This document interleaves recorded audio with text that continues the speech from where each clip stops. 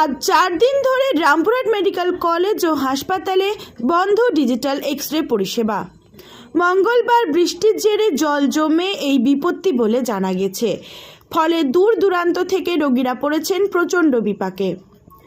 সুরসাল থেকে এই ছেলের হাত ভেঙেছে, তার ছবি করবে। হ্যাঁ,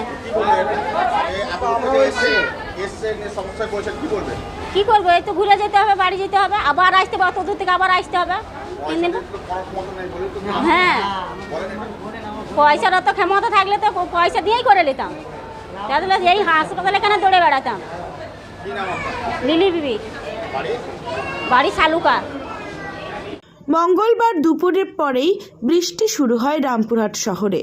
তারপরেই জলমগ্ন হয়ে পড়ে রামপুরহাট মেডিকেল কলেজ ও হাসপাতালের ডিজিটাল এক্স-রে রুম। এখানে এক্স-রে ইসিজি করতে এসেছি।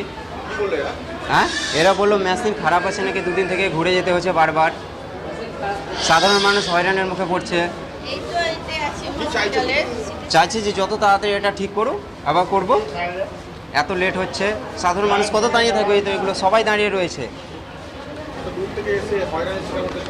হ্যাঁ, কি করবো তাছাড়া? ওদেরকে আবার ঠিক করতে হবে যত তাড়াতাড়ি সম্ভব। রবিউল শেখ, হিয়াতনগর। জল শুকিয়ে গেলেও শর্ট সার্কিটের ভয়ে মেশিন বন্ধই রাখতে হয় ডিজিটাল এক্স-রে রুমে থাকা টেকনিশিয়ান ও স্বাস্থ্যকর্মীদের। সেদিন থেকে আজ পর্যন্ত বন্ধ রয়েছে। তার জেরে হয়রানির শিকার রামপুরহাট হাসপাতালে আসা রোগী ও তাদের আত্মীয় পরিজনেরা।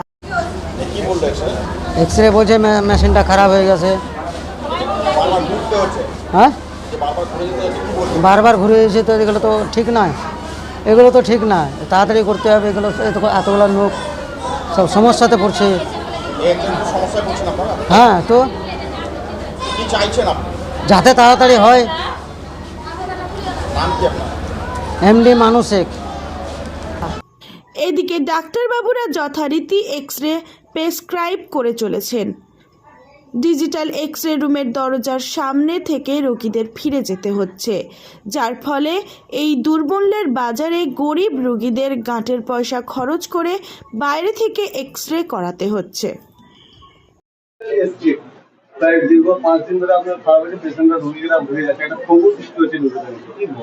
হ্যাঁ, কয়েকদিন ধরে আমাদের এই পরিষেবাটা আমরা দিতে পারছি না।